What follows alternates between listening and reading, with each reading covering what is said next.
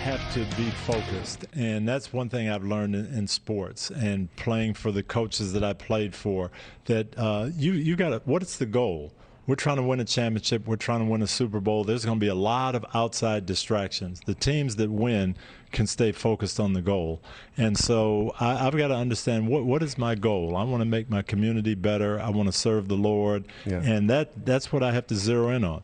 Tony Dungy is an NFL legend. He started as a defensive back for the Pittsburgh Steelers in 1977, became the first black head coach in the NFL for the Tampa Bay Buccaneers, then capped off his coaching career in 2006 by taking his Indianapolis Colts all the way to victory in Super Bowl 41. Together, he and his wife, Lauren, have led by example on and off the field. They've been married for, ready, 40 years, fostered more than, are you ready, 100 children, and spent their entire lives mentoring and shaping future generations of leaders.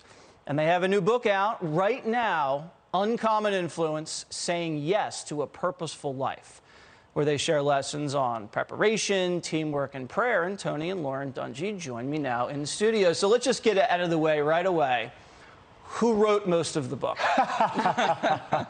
We split it up evenly. 50-50? 50-50, chapter by chapter. 50. You didn't do a little bit more work than he did? No, we kind of discussed the chapters that we were going to take ownership for and wrote away. But your chapters are better than his chapters. I like my chapters.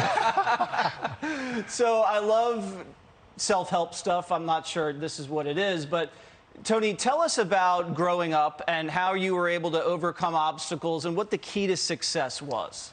I think I was really blessed with the parents that I had. Both my parents were teachers, but they grew up during the Depression. They grew up in the segregation era.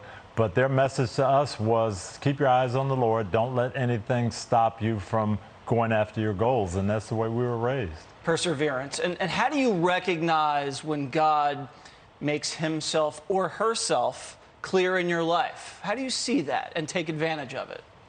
God is with us all the time. And so we start the day in prayer, talking to God. We have a strong relationship with him, and he guides our path. So we're not too far away from his voice.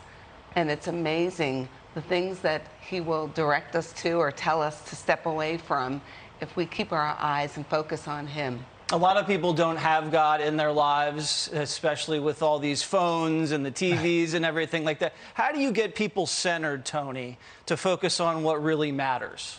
Well, sometimes you do have to take a break. And for us, we try to start the day that way and say, let's talk to each other, but more importantly, let's talk to God and listen and hear what he has to say. That's hard in this day and age because, as you say, there are a lot of things coming at you, and if you're not careful, you can get overwhelmed by that. But taking your time and stopping and listening is very important. And patience, I'm sure, is important. Lauren, you've adopted a lot of children. Your husband's very busy. He's doing a lot of traveling. How do you keep things grounded? It's a commitment that we both made, and so once we accepted that calling to adopt and foster children, we decided to just take it on, and the Lord leads us, guides our path, and there are days that we fall into bed exhausted, and other days it's kind of like a, yes, this was a good day. We made it. We made it over the goal line. There are critics, people out there, oh, you know, we got to get God out of America, we have to be a secular nation. How do you respond to those people?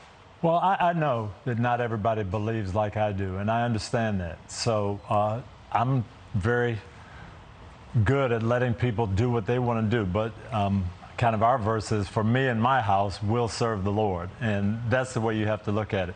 I think our country would be a lot better if we were led by the Lord, but that's not the way it is. So we have to do what we can. That's part of the reason we wrote the book, is to try to show people you can have an influence, you can make a difference. Even when you don't think you have a big platform, little things matter. It starts with each individual right here. Married 40 years. That's correct. What's the secret, Lauren? Commitment, communication, and a Christ-centered marriage. That's the secret. All right.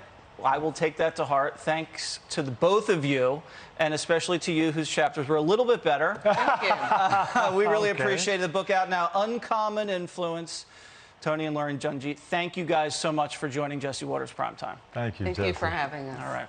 Hey, Sean Hannity here. Hey, click here to subscribe to Fox News YouTube page and catch our hottest interviews and most compelling analysis. You will not get it anywhere else.